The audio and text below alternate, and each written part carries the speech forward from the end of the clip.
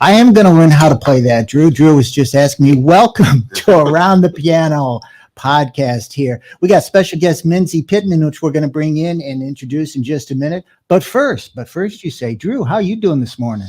Good, Tim. Hey, Awesome. listen, it's been a minute, and I always look forward to doing Around the Piano. It's always fun, but it's always fun because of the special guests we have. That last one we did with the Cubs organist, John and Josh, that was fun. We had a few audio hiccups, I think, on that one. We did. So apologize to the folks out there for bringing in.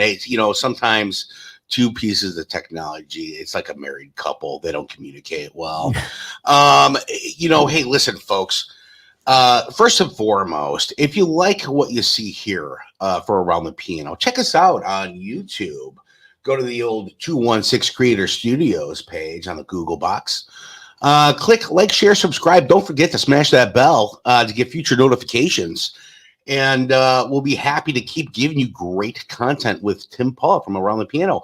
And before we go into talking about the shop, I do want to say, stay tuned. There is a special 2 to 3 part Around the Piano and Let's Talk Local for the Lake in the Hills Rib Fest that we did, and an interview with Jefferson Starship, which was pretty cool. Fun. That was a blast. That was fun. We did that in their trailer. That's right. Very nice trailer. Yep. And so once again, audio was difficult there, but we came away talking with Kathy Richardson and David Freiberg. The history, they're legends in the music business. They are. We just had a blast. So yeah, looking forward to that. That should be sometime next week. Yep, should be sometime next week. Yeah. We're thinking Tuesday. Yeah. Tuesday and then our second part's going to be having some of the Rotary Club here from Lake of the Hills that put on the Rib Fest. And we're going to do a Let's Talk Local part of it where we talk to all the vendors, what they do, their stories, right? And then videos of me eating ribs and talking to the ribs guy. Listen. I think that was my favorite part. Well, they were like, hey, let me give you some ribs so you could try it on camera. I'm like, yes. And then yes to anything else you're going to say. What's in that giant tinfoil packet? Oh. And so, I left there with like several Alka-Seltzer packets because it was like 5 vendors of food, and it was a lot of fried, from the fried vegetable guy who was awesome to, all the different rib vendors and people walking around, and the scholarship winners for that they put on. And that's, one of the primary things that they did there. So it was awesome. Things. I also like the hot sauce contest. You got to stay tuned to watch that. Yeah. The hot sauce contest. Yeah. That was really fun. We were trying to get the military guys to battle it out between Marines, Army, and National Guard. And then, me, I was picking at it. I was like, you gonna let them try to win it? They're saying that you won't do it. And, they were like, oh, yeah, we'll do that. Then we'll do push-ups. Yeah, you're a great instigator there. Yeah, it never happened because I think we ran out of time. The storm came in, right? And then the next day it flooded the whole park. So. And the Marines went to your house later. But that's another story altogether. Right. That was my neighbor's house. I gave them that address. Yes, so at least I saw them coming. So, hey, listen, this episode of Around the Piano is brought to you by Piano Trends. We are now a week away out here, at least, for going back to school. And there are lease to own options. And listen, Tim's got a little thing for you guys to say, hey, not only will we let you lease to own, but we could do the repairs on them, and hell, we'll throw in some lessons. Right. Get a little start up on those lessons. And then that way it's all encumbersome. You come to one-stop shop over at Tim Paul's Piano Trends. Tim, where do they find you at Piano Trends? Well, you go to just pianotrendsmusic.com for most of the information, or pianotrends.com. It doesn't matter. We got a few websites, but they all lead to the same place. Yep. And right here in Crystal Lake, been here for almost 35 years Long now. time. Yeah, we're working on that, but we've had thousands of kids coming through and learning music over the years, and this year's going to be no different. We're already gearing up and off and running, and we're having fun. So you come in and see Barb and Amy and Aldrin and Adam. All of us will be there to help you out there. And when you come in, if you buy 2 pianos, you get the third one half off and a slice of pizza. Absolutely. Yeah. You can stack them on top of each other, put one in a couple rooms, battle it out, a piano battle. That would be awesome. I love it. We'll even include a blue piano as one of those. If you guys do that, we at 216 Creator Studios will be there and we will film it. We'll put you on production. It'll be a big deal. So feel free to come in, buy 2, get 1 half off and a slice of pizza over at Piano Trends. We appreciate you guys. Tim, you bet. Who do we have today? We've got a great, I can't say a great friend because we haven't met in person, but I've known the name Menzie Pittman for a long time. We're fellow NAMM members, and Menzie originally, I think you were actually a board member a while back as well, right, Menzie? I was, sir. Yeah. Good morning. What was that? What years were you board member? That was when Joe was president, I believe. Joe was president. It was 2012 to 2015. Yeah, and I know the NAMM board of directors is always about vision for the future. And just before we get started, what were some of the things that you guys were talking about in those years that have come to pass? Oh gosh. Well, the experience is almost hard to describe in the fact that it's so you're just around so many leaders. You're around people that are just so smart, and the one thing NAMM does that I really appreciated was they really mix a blend of retailers, companies, just a lot of small music stores, large music stores. They really get a good blend. They bring on 8 people a year, 8 people come off, you serve for 3 years. So the amount of information that's put in front of you from an industry perspective is pretty amazing. And issues that we talked about, we talked a lot about the Nashville connection and how to go about that. Tom Bedell was a big push for trying to keep it special. They were still doing the physical trade show at that point. We talked a lot about school music, ways to support it, just different industry challenges from several different points of view, because you would have, company presidents on there, you would have retailers, you would have some form of people more involved in education. I think that's what got me noticed. And Yeah, it's good. Well, I think that's one of the biggest things. We've been going to NAMM shows for more years than we've had our business. Mm-hmm. And we always came away with even just one little tidbit of information that helped make our business better when we left that show in January. Yeah. And the NAMM staff is always, they have very little turnover. They really do. Right. But the staff is always there for you. They're always trying to help. You never get the impression you're imposing on them. And I think that's important. Right. And that's a reflection of the NAMM board, because they're the ones that are behind all of that. So that's wonderful. And we're going to talk about the summer show in a little bit too. But first, tell us a little bit about Menzie Pittman. Give us your history for those who are just meeting you for the first time. Well, and I thank you for that question. My dad was a 30s and 40s jazz saxophonist. So his influence of music around the house was different than probably most kids grow up with. He played a lot, and he didn't play 6 days a week because he had a family. So he was like a 3 or 4 day a week guy doing big band jazz. So a normal sound in the house would be my dad taking a tenor saxophone downstairs and warming up to tunes like Tenderly and all of the greats. So that was really my big wave of exposure to the kind of the sacred part of music. It was a discussion around the house that was not typical because he was such a good player. Sure. My brother was a drummer. He was older than I was, so I got to watch him come up through his musics. I mean, he had a drum set. That was his first mistake, because when he would go to work, it became my drum set until he came home from work, and then I couldn't touch it again. My sister played piano, so music was really just part of our home life. Yeah. And I turned on Ed Sullivan, and I was cooked.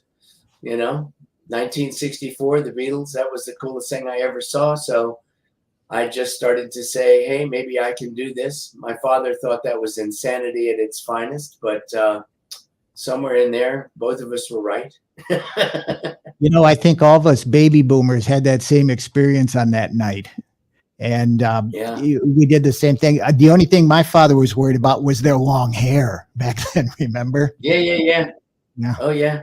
So, I have pictures. Fortunately, we're not showing any on the podcast. It's funny as to why it was disturbing for certain people, because it seems so tame nowadays.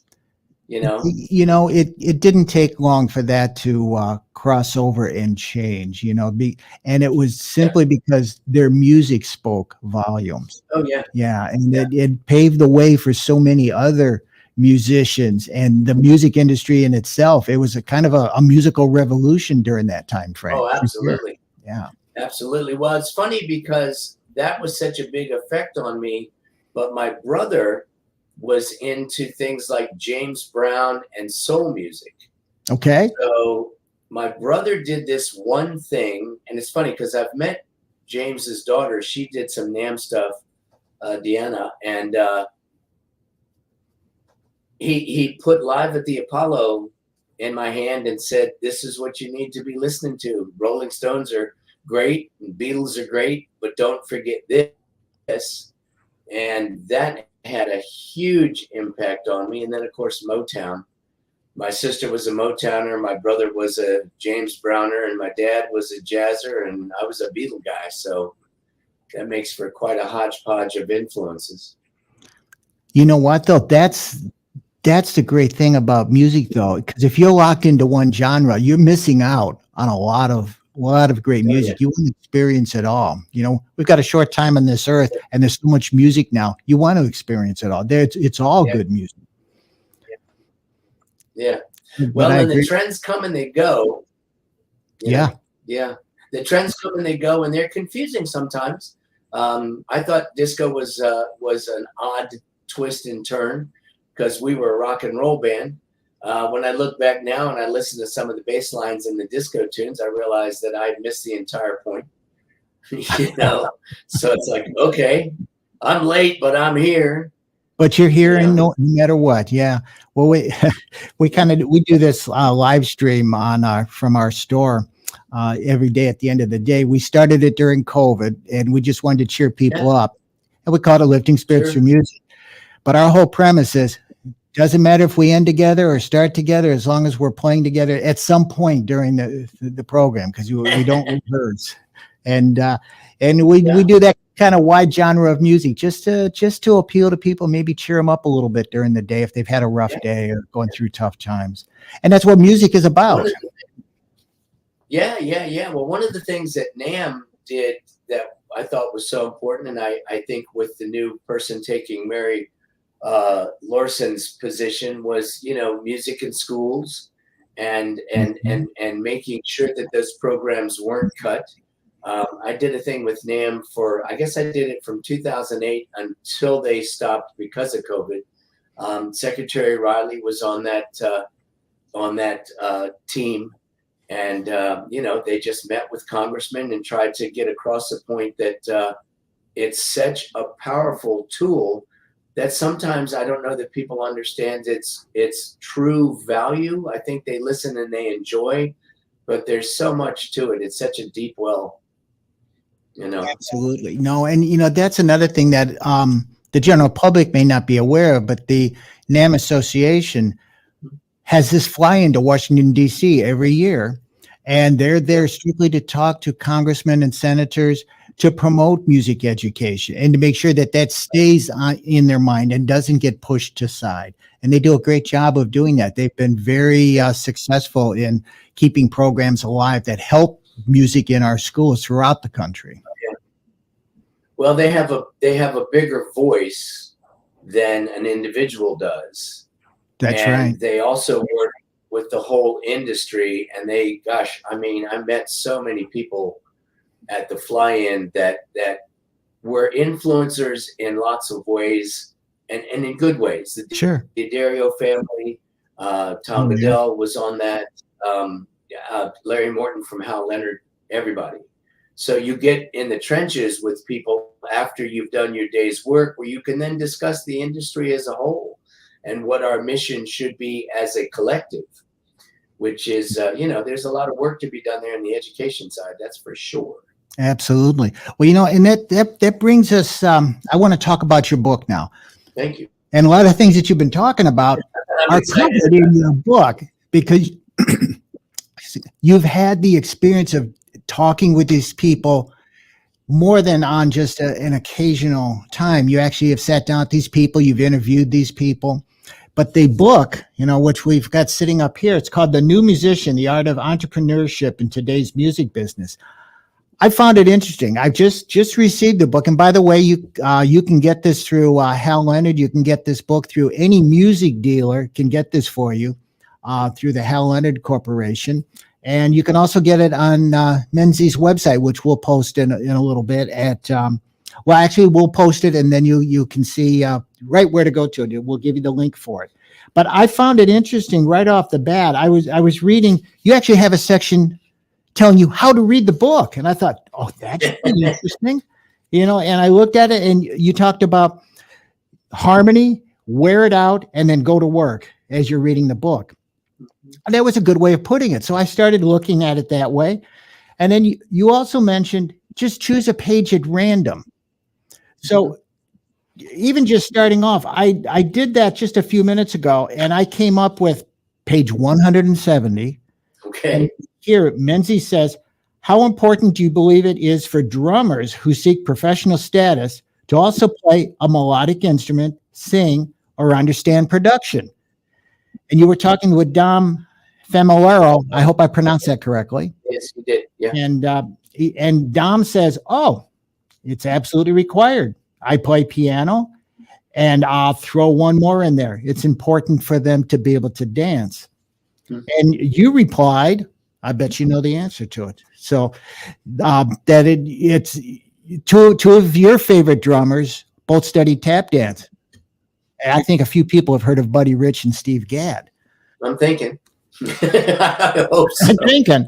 But, I found it really an interesting book to read, because there's lots of stories like that in this book. And I'm trying to set it here so the glare isn't there.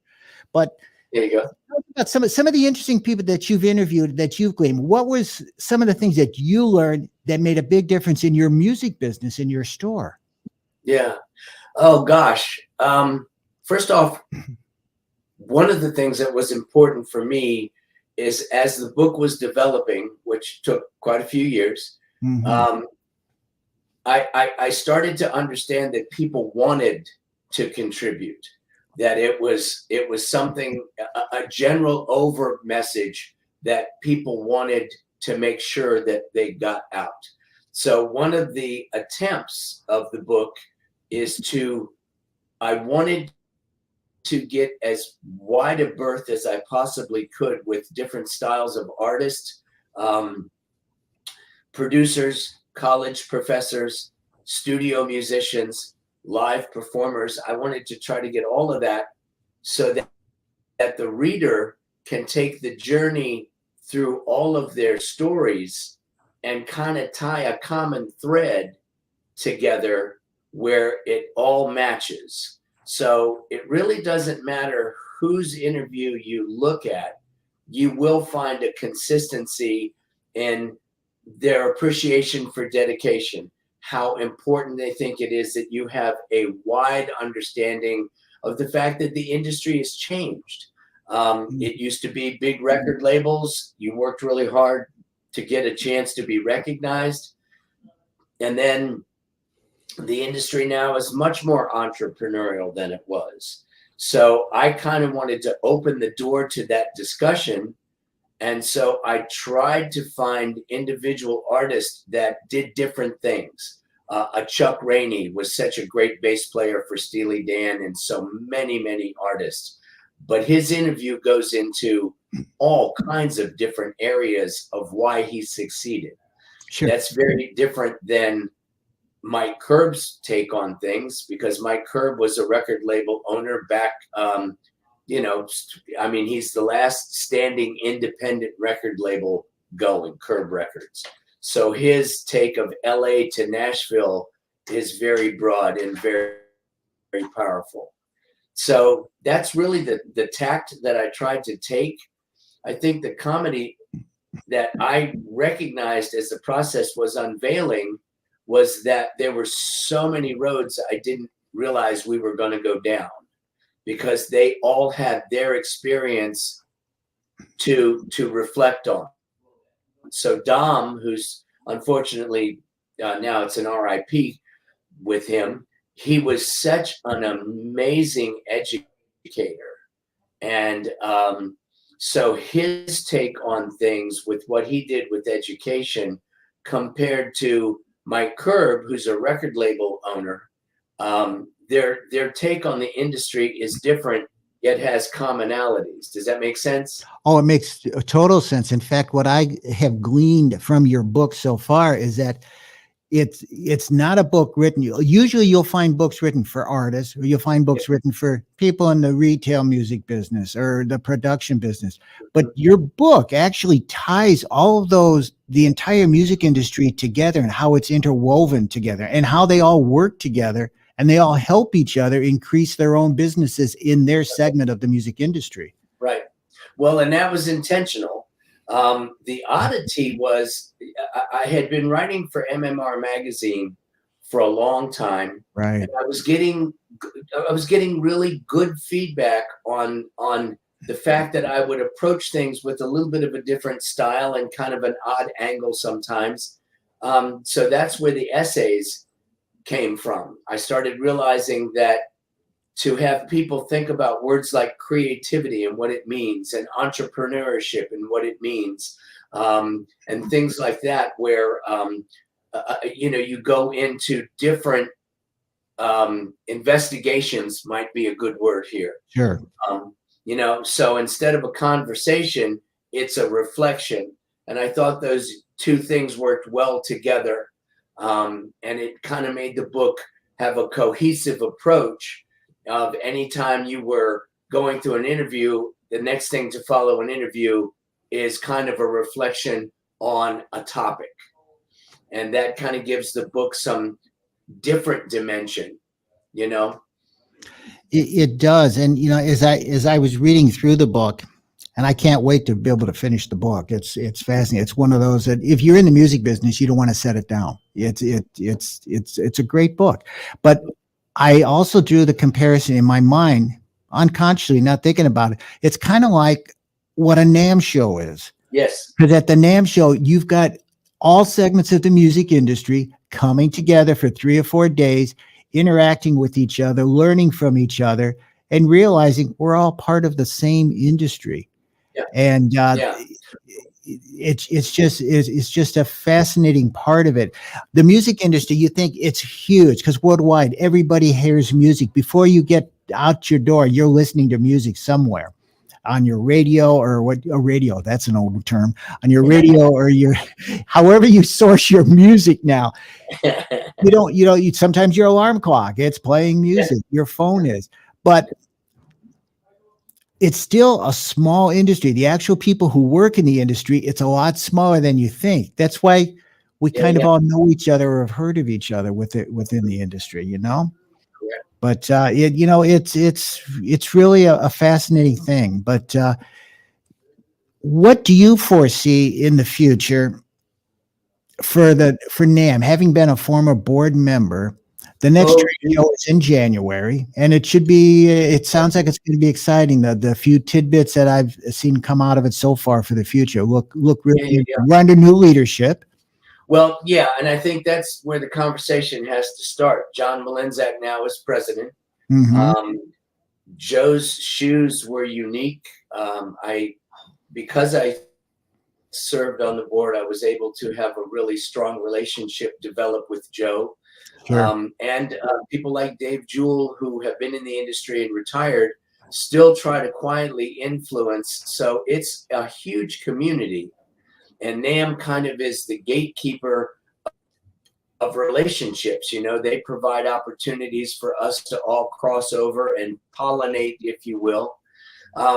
I like John and respect him a lot. I think John, for one, I don't, and this probably should be stated more often than not, John is a incredible trumpetist. He has a big background in jazz, a big background in concert, and a big background in education, and had a lot to do when he was at Hal Leonard with getting some of it to, he's got a very good technical sense. So he can see where the online aspects of everything and the computer aspects of everything really come into play. So I really, I've known him, but I'm getting to know him better and better. And I really think he was a good choice. I think his leadership style will be different, but I think the industry's in a different place. You got to remember back when NAM was founded, 1901. So they've certainly come through many, many different cycles. Yeah. It was basically a but piano show when it first started. Correct. Just an industry of piano dealers. Exactly. And, when you look at where the technology has changed, that's the biggest difference in what I see than even just 20 years ago. Simple 20 years, simple 15 years. John's understanding of technology is world class. So that's important. He's a people person. I think that's important. He's dedicated to the growth of and the revitalization, because COVID really punched everything in the stomach, including them. One of the things that I see about John that I like is he's also an educator. So he's an educator, a performer, a leader. And the one thing I heard when I went to NAM Next was reflection on his work ethic.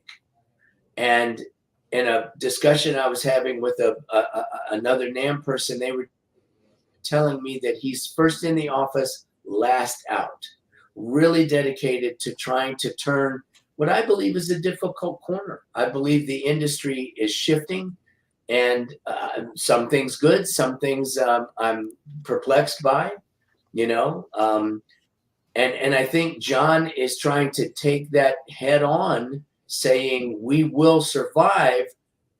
I don't think anybody knows what it's going to look like in 5 years. And so he's got. You can have a vision, but you have to be able to adapt as you go along. Yes. And that's been the case for a long time now. You have to be able to transition and move quickly, because what works today might not work 3 days from now, let alone, 5 years from now. Absolutely. So a couple things with John that I admire is he's a phenomenal musician. I really appreciate the fact that the industry is led by somebody that is that good at performance. That speaks to me as a player. I mean, it's like, okay. He's also really good with technology. So now we have one of the two elements that must come together. The third thing is he's a people person. He wants people to be involved in where we're going, and he knows it's moving fast. And I think he wants to be ahead. So when the changes come, he knows how to help the industry itself stay cohesive. That was kind of the theory behind NAM Next in Tennessee. And that's staying prepared for the future, doing that. And again, it comes to thinking outside the box a little bit, and not necessarily predicting what's going to happen, but as it's happening, staying ahead of the curve, just a step or two ahead of it, and it helps everybody with that. And like you mentioned, NAM Next, which is the new version of the summer show in Nashville, Tennessee, which, by the way, great city. What a great Yeah. music city that is. Yeah. But they took a different approach where it was more of an educational Yes. type thing. And you attended, you were there, you saw it, and you told me how great it was as in a transition from a regular trade show. Correct. Well, in a completely different format, which one of the things I think that makes our industry special is conversations. That's Right. just important. It's just not about product. As many great products as there are, what makes them great? What makes Gibson such a stellar, all the changes they've been through, Martin, all the changes they've been through, Taylor, newer compared to Martin, but a Mhm. different tact. And to see those three people in a conference where they were speaking at the same time as leaders in the industry, not as competitors. Does that make sense? Oh, it makes perfect sense because on our level, when we attend the show, we're talking with other music dealers who are competitors of ours in if you're in the certain markets. But when we're at that trade show, we're working together to help each other. And that might be a little bit unique to our industry. There are obviously people that don't understand that, but those that do, you're going to be further ahead, and you're going to be there longer when Yeah. you do that. And I do believe that you help each other out with that. Yeah. It makes a difference. Yeah, rising tide lifts all boats. Exactly. That's the way that you have to look at it. There's still things that I think make us all crazy as business people, where you see one thing that's this or that, and it's advantageous to one but not the other. But that's business in general. To me, to go back to the idea of the book for just a second, Yeah. the two are the same subject and topic. One is retail, education, and sales, but the core values behind everything anybody does is creativity. And if you have that understanding of that entrepreneurial spirit, you will remain open and creative. And so a young artist nowadays that's trying to get a record deal, it just doesn't happen like it happened 15 years ago, 20 years ago. You now have to be proven. You now have to have 10,000 followers on Instagram. You now have to have, a demo already done. You have to be plug and play for the big record labels to even consider you. But what that's caused that I think is interesting is it's given those that are entrepreneurial a chance to say, hey, there's a whole nother lane here, That's exactly So right. they can get to the point. You look at a band like Dawes or people like that are, they're coming up from underneath, and they do a lot of, I interview Wild Eyes in the book. And Wild Eyes is a band where she plays for a lot of national artists. I think she's currently recently played with Hosier and is it Niall from One Direction? So Okay. she worked for them. She's worked for Carrie Underwood. She's worked for Martina McBride. But she also has her own project, which is Wild Eyes.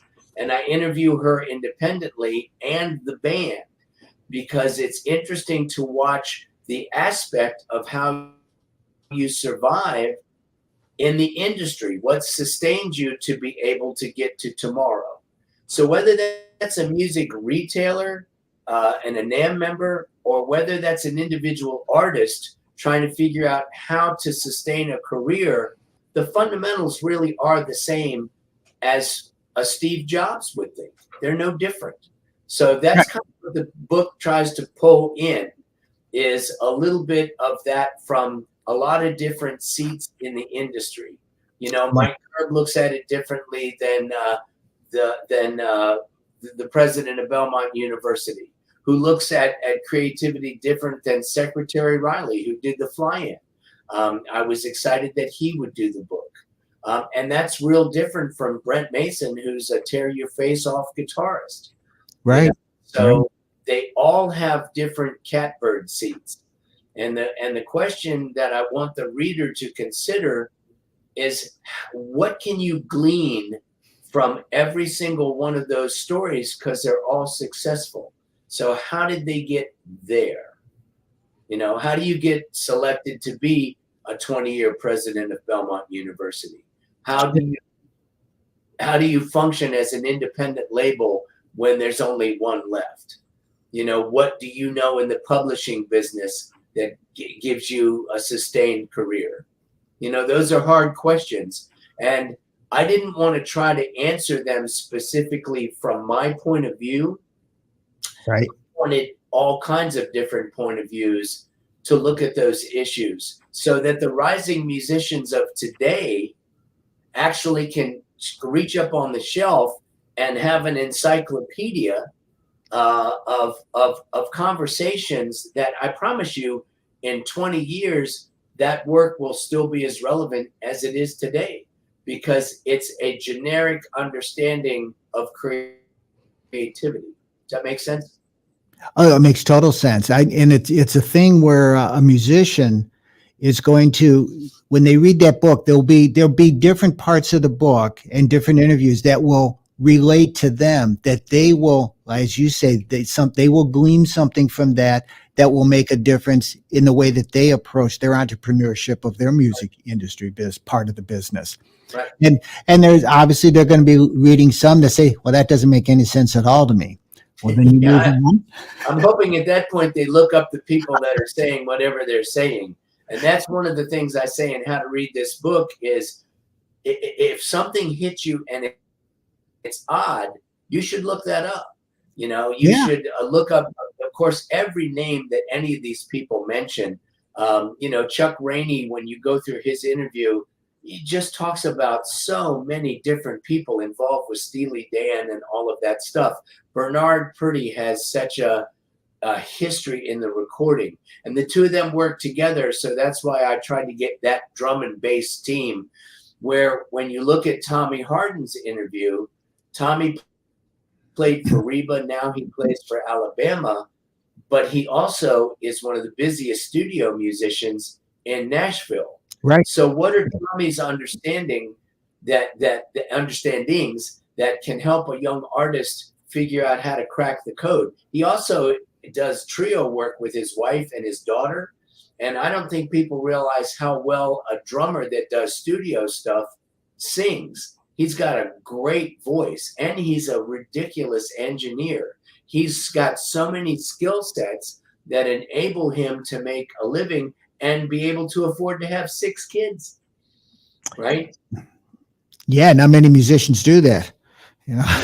Well, not many musicians are first call artists in Nashville either. Yeah, exactly A lot right. of people live down there, but to be first call, that's a competitive group. It certainly is, but you know, but you're absolutely right. You can learn from, you read these books, you read these stories. There's so much valuable information there that you can learn from it, and you can turn around and then share that with other people in the industry. You Absolutely. become the person that has the information and has the experience. So you keep giving. I've always believed that whatever you take, you should always give back twice as much. Absolutely. Well, it's cyclical. And that's what's important, because there's, once you're in, you're in. So where are you on the cycle? And what do you do to sustain? So one of the things in my career that has made such a huge difference is education. I've been a teacher since the early 80s era, somewhere in there. And when I go to a trade show now, I'll see a kid from LA that was one of our music students who owns his own music store. So you've got to pay that forward, because once you do that, then they can pay it forward. So it's so much greater an idea than an individual, but an individual is kind of like the guy that lights the match. and to keep Absolutely. that constantly going, and that's what NAM does as well. And the whole industry, I believe if the industry grasps that concept clearly, Mhm. that we can sustain as an industry. The first time somebody comes in and goes, I'm the only one that matters, and I'm going to do this and I'm going to do that, and I'm going to win, that's a losing philosophy. It is. And, unfortunately, there are a few of those people in our industry, but Yes, there are some sharks in the water. yeah, That is the truth. but you can learn from that as well. Yeah, just learn how to swim faster. That's right. Swim faster. Well, Yeah. I know that I alluded earlier in the conversation. We've been going to NAM shows for so long, and we learned so much. It has helped our business immensely. Especially in the '90s when we were, a lot of people, including Aldrin, who's helping us out, replacing Drew for a few minutes here behind the board. Aldrin wasn't even born then, but he's such a great asset to our business, and a wonderful musician. And he's finding his way through the industry. And with his band, he wants to make music as well. But he's learning, and he pays attention. But I go back to when I went to the NAM show, I learned so much. I always point out, and I'm sure Bob Popick. Very well. Yeah. So Bob is a great guy. Learned a lot from him, just the little things. I remember one thing he taught us. He talked about at one of his sessions in the '90s. Doesn't work now so much, although I proved that it does. He's told us, he says, I want you to take an envelope. Don't put anything in it. Send it to your 10 best customers. Just put your return address on it. See how many phone calls you get. Yeah, they'll think they got something missing. Exactly. And they call. And now that created an opportunity to have a conversation with some of your best customers. Sure. And they weren't offended by it. They thought it was a cute idea. It says, well, you got me to call. So, and they come in, and you never know where that's going to be. But even if you just have a conversation with your customers, that's always a good thing, even if they're not ready to purchase anything or use your services, It's interesting because even that model has changed. Yes. So it used to be that physical was physical, communication was telephone. Right. But the medium now is, I'm not doing this anymore. I'm doing this. That's right. And 24/7, where it used to be 9 to 5, now if I've got an idea at midnight and I want you to know about it, I'm going to text you. You're going to text it off your phone. And it's like, well, no, actually, I don't turn off my phone because I have a kid in another town. So my phone's on 24 hours a day. But, we have to find an interesting balance there, because you have to have a fresh energy to be creative. That's right. At the same time, customers have a sense of urgency. Of course, I live in Northern Virginia, the capital of urgency. It's our number one byproduct, man. Stress and urgency, Northern Virginia. That's what we're good at. Try the Chicago area of Illinois. We'll compare notes. I'm telling you. Well, and it's any metropolitan area now is just that. Everything's going faster, but not necessarily focused, just faster. So one of the things, again, with the book that I wanted to do was poke that in the eye. I wanted to say, stop, and consider, as opposed to just go faster. It reminds me of a musician when they learn their first really quick lick on an instrument, and then it's like, watch how quick I can go, and it's like, well, that's great, but you've done it 9 times and it's a ballad. So it's evolving. Yes. Right. Let's not do that. This is a Bonnie Raitt tune and we're down here, So the industry has there's a lot of changes. There's a lot of things for artists to consider. There's a lot of things for businesses to consider. How do you, how do you keep a small business relative in a gobble up world,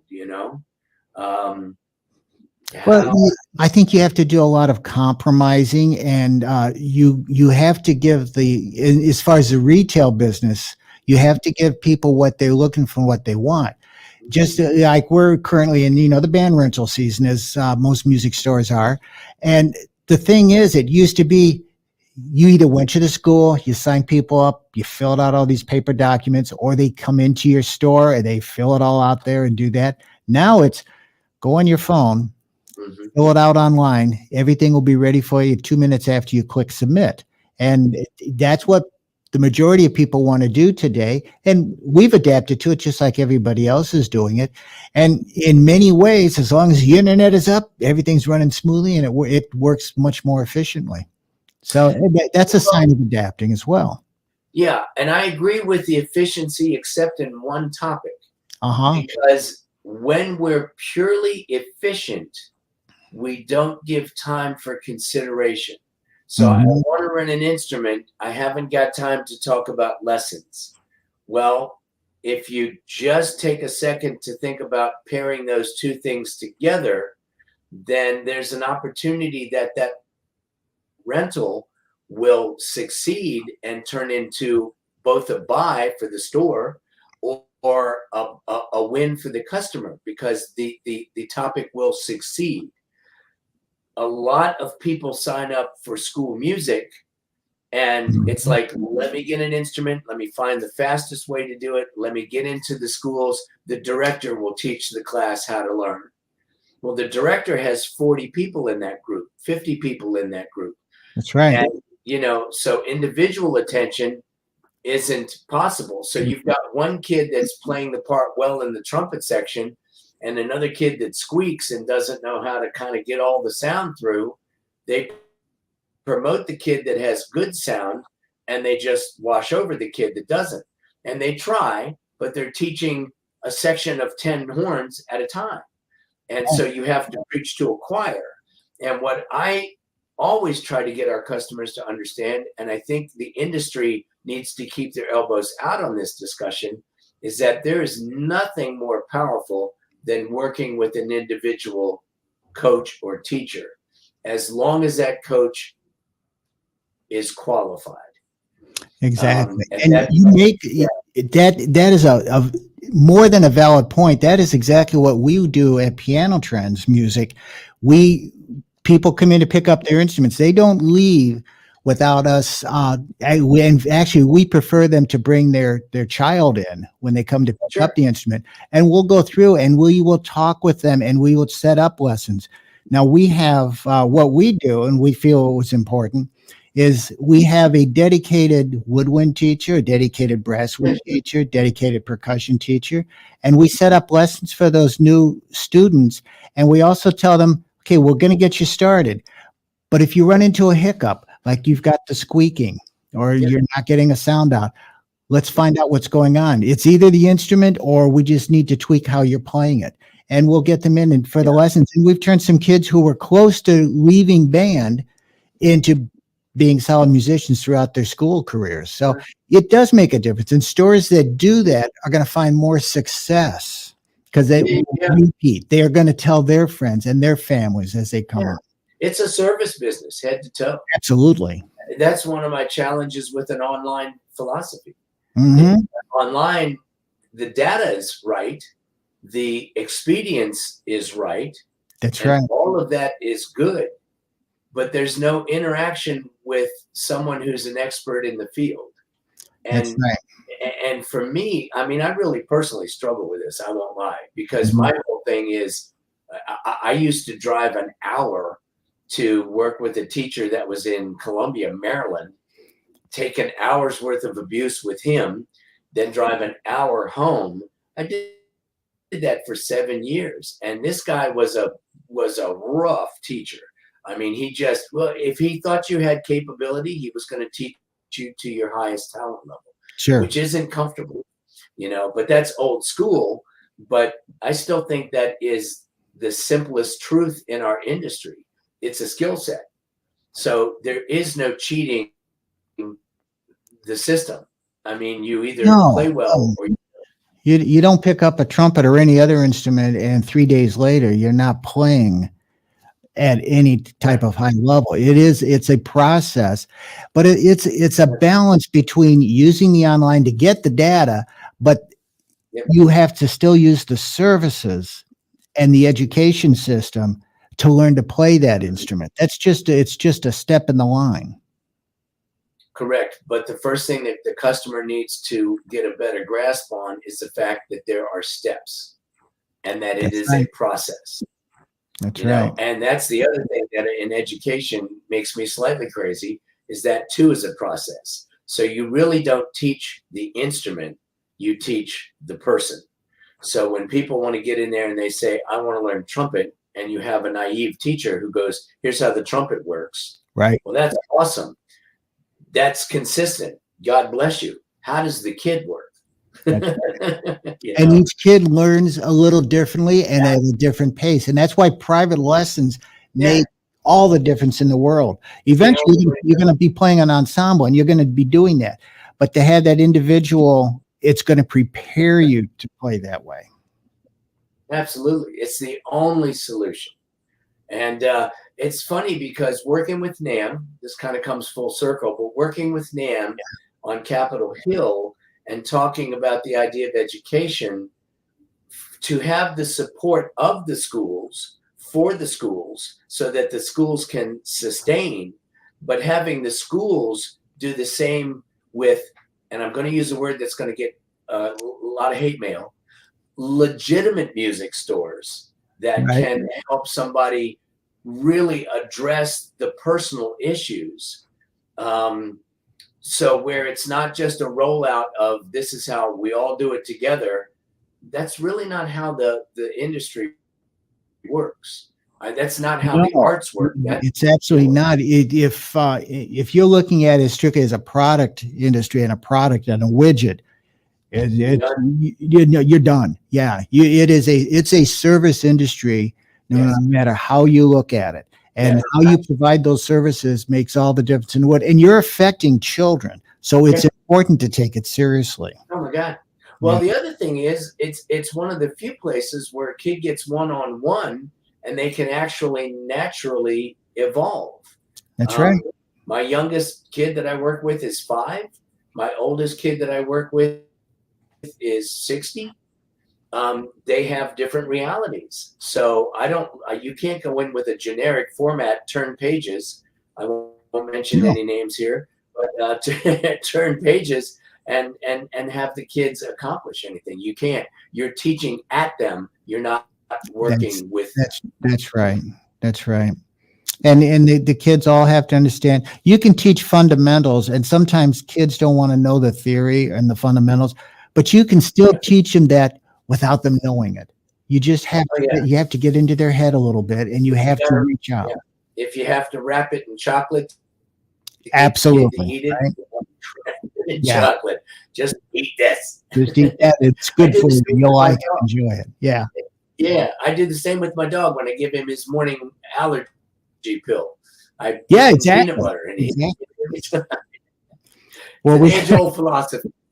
Funny you say that, because we've got my wife Bobby and I. We have a 2.5-year-old collie, and she comes to the store with us probably twice a week. So she's become a store dog, and she is the kids' favorites. You know, when they're there, they want to come out and see her, and she wants to see them. And it's just kind of. I like to think of our music store as very unique. That's one of the things that makes us fairly unique. You don't always see that. But I take my golden retriever in with me a lot, and the kids, I come upstairs and they're laying on top of him, and tossing him a ball or whatever. So you make the environment one that's pleasurable to be in for everybody. That's right. Well, we're in the music business. If you can't have fun in this business, what business can you have fun in? So I'll tell you what, you bring your golden retriever to the NAMM show in January. I'll bring our collie Emma, and we'll get them together and we'll have a blast. Well, I have to laugh because the only 2 things on my Facebook page are my daughter and my dog. So, and they're both, both well respected because they're heart issues, right? Yeah, exactly. Well, Emma spends a lot of time. She's on our live streams a lot, and she becomes our profile pick many times. In fact, she's on there today wishing everybody not to have a good day, but to have a great day. So yeah, so Okay. she works. She earns her kibble for sure. This has been a blast, Menzie. I want to thank you for spending time with us. The time just went too fast. I think there's so many more things Yeah. we could chat about. So maybe we can do this again in the Yeah. near future. Well, I hope so. Maybe we could follow up on some of the things that are happening with the book. I'm Yes. really hoping, and I'm getting a lot of feedback that's very positive on the fact that the book is really hitting in the heart, where Mhm. people go through and they go, "Wow, this is put together differently." Being in the music industry, I guess if there's a good final thought, being in the music industry, it's a heart industry that also has business functionality.